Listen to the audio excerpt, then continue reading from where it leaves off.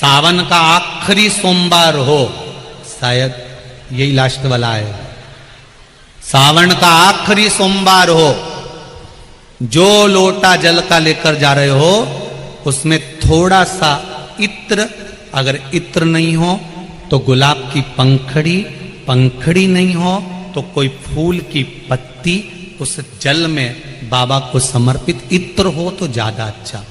आखिरी सोमवार को या सावन महीने का आखिरी दिन आप शिव को जब 2 लोटा जल चढ़ाएं तो उसमें इत्र का भाव रखकर, कामना कर कर, त्र्यंबकेश्वर बाबा का स्मरण कर कर और महामृत्युंजय मंत्र को जपते हुए।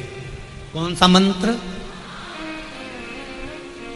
ये वेद का बड़ा सुंदर मंत्र है, इसको चिल्लाकर नहीं बोला जाता, भीतर महामृत्युंजय मंत्र का स्मरण करते हुए। और अगर महामृत्युंजय मंत्र याद नहीं हो तो पंचाक्षर मंत्र नमः शिवाय, पंचाक्षर का स्मरण नहीं रहे तो षडाक्षर ओम नमः शिवाय, षडाक्षर का स्मरण नहीं हो तो श्री शिवाय नमस्तुभ्यम। आपसे निवेदन है, अशोक सुंदरी वाली जगह पर अगर आप समर्पित कर देते हैं, फिर आप जिस भी चीज के लिए अप्लाई करें, मेरा देवाधिदेव महादेव आपका हाथ पकड़कर खींचकर आगे बढ़ा ही दे। मेहनत करना,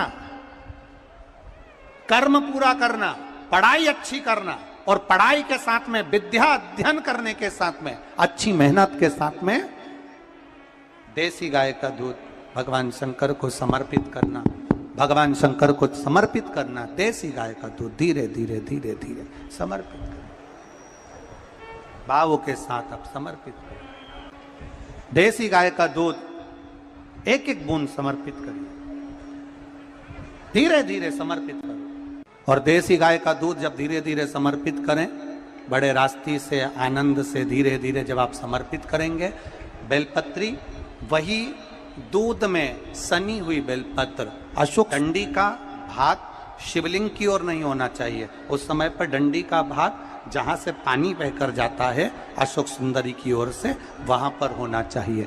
कार्य में सफलता मिलती ही है। शिव तत्व को धारण करें।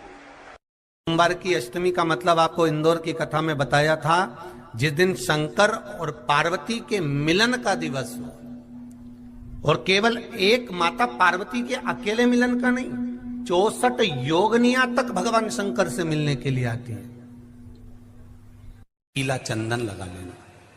कितना लगाना है?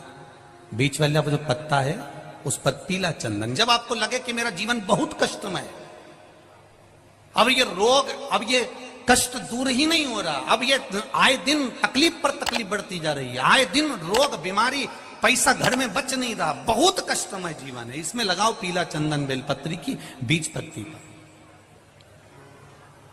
महाराज, और बीज पत्ती पर जब चंदन लग जाए, लगने के बाद में ये दोनों पत्ती पर लाल चंदन लगा लीजिए। इन दोनों पत्ती के बीच में जो डंडी का भाग होता है, आपको कहा था, आपको स्मरण में होगा शायद, हमने जब बेलपत्री की महत्वता बताई थी तो उस बेलपत्री की महत्वता में कहा था ब्रह्मा विष्णु महेश ये 3 हैं, बोला था। बीच में ये बड़ी पत्ती से लेकर जो 2 पत्तियां होती हैं, इनके बीच में जो जगह बचती है, इसमें मां पार्वती के 64 योगनियां, मां पार्वती अपनी पूर्ण सिद्धि के साथ में जितनी भी देवी के स्वरूप हैं, वो माता 64 योगनियां देवी के स्वरूप में यहां पर विराजमान होती हैं। 2 पत्ती के नीचे से जो डंडी होती है नीचे तक, ये पूरी डंडी में 33 कोटि देवी देवताओं विराजमान होते हैं इस पूरी डंडी के अंदर। तो ये बीच वाली पत्ती है, ये जो बीच वाली पत्ती का जो भाग होता है, इस पत्ती के भाग में शहद का प्रयोग कर कर, यहां पीला चंदन, लाल चंदन, लाल चंदन, शहद का प्रयोग कर कर, इसी तरह से पकड़कर ये